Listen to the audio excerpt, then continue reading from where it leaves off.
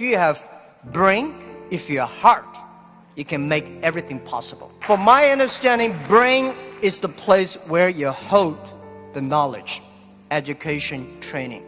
The heart is the place where you hold the wisdom. And IQ is the brain, and EQ is the heart. If you have a strong EQ, you may be easy to be successful, but people like you. You have a value, you have a friendship, you have trust. But if you have great IQ, it's very difficult for you to fail quickly.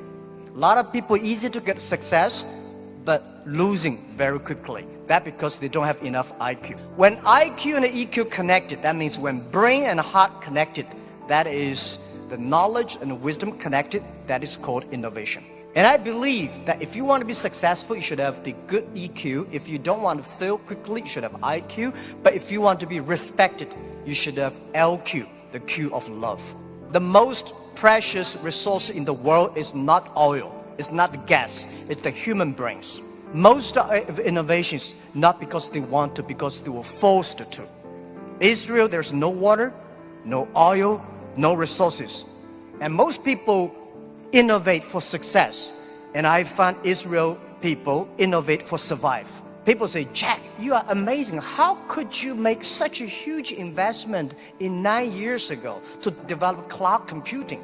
And you know nothing about technology. That is true, I know nothing about technology. I'm scared of technology. I was the first product tester of my company because I said, if I can use it, 80% of people can use it. 9 years ago, I know if we do not develop technology on cloud computing, Alibaba will bankrupt because we cannot afford the cost of IBM and Oracle.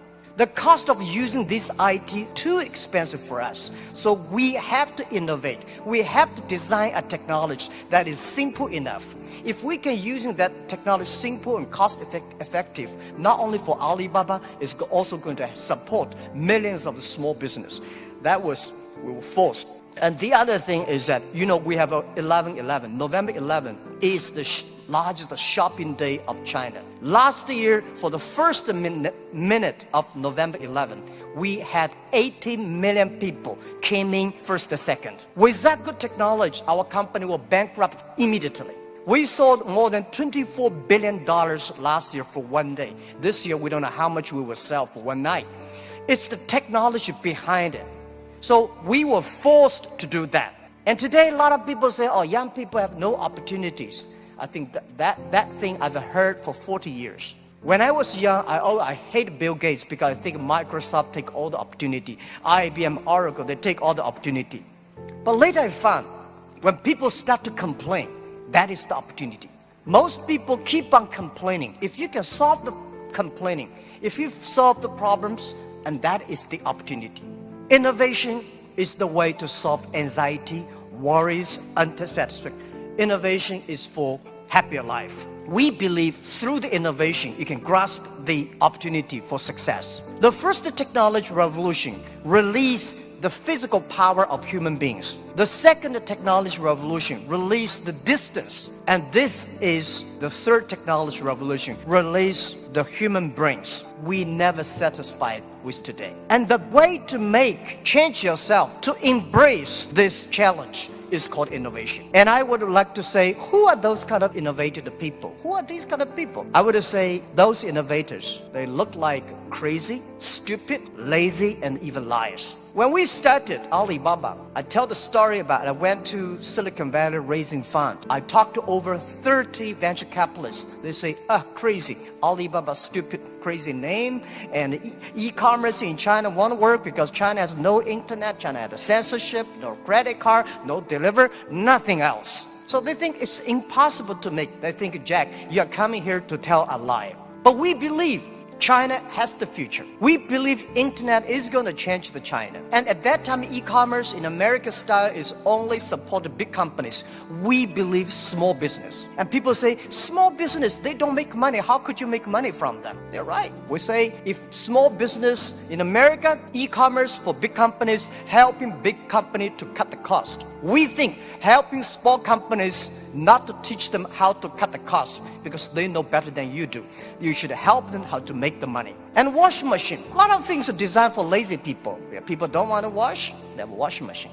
People don't want to climb, they have the elevators. So innovation, innovative people are believers. Most people seeing is believing. People like us, we believe and we seal it. Innovators, they are not one person, they are a group of people. So when you invest in money in somebody, you should see, does this guy have followers? If you have a group of people who are crazy like him, that would be great. I remember early 2000, I went to the United States to talk about, make my speech about internet in the future in China. I believe internet population in China will be bigger than the USA. People say, that is not true. My reason was very simple.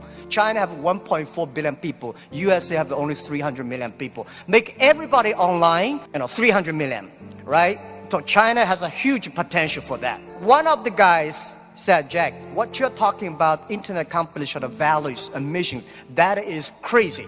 And I say, sir, please come to my company. So I came to Hangzhou, my company, spent 1 week, and the day he left, he said, Jack, I know you're crazy, but I found 100 people in your companies, they're all crazy. Crazy people don't think they're crazy, they think people outside they're crazy. So, and most of the innovators are not very successful people because successful people, very difficult to change. I never try to convince successful people. They will tell you how they succeed, they will continue to do this. Those people who don't succeed, they always want to succeed. So one of the reasons why Alibaba succeed 20 years ago, we never try to convince those people who are successful. We try to spend time on the people who are 18 years old, 20 years old. They are not successful. So 20 years later, they become successful, we become successful. That is how we did it. Now most of the people who buy online, they are 35 to 40. 20 years ago, they only spent $2. Now they spend $3,000. That is the difference. Innovation has nothing to do with the technology. When we talk about innovation, everybody thinks, high technology. It's not about that. Innovation,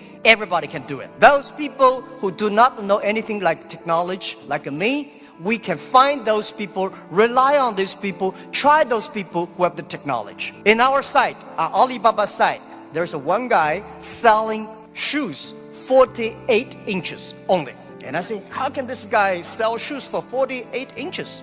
And we find out he's very innovative because people with 48 inches feet, difficult for him to buy shoes in the shops. There's only one on the online. And there are a lot of innovative ways. Those guys design, lazy guys, they watch TV lying on the sofa. So they design a specific glass that you can lie on the sofa, watch on TV. They sell perfectly. And there are also some guys, there are a lot of crazy, interesting ideas. They are all wonderful sellers.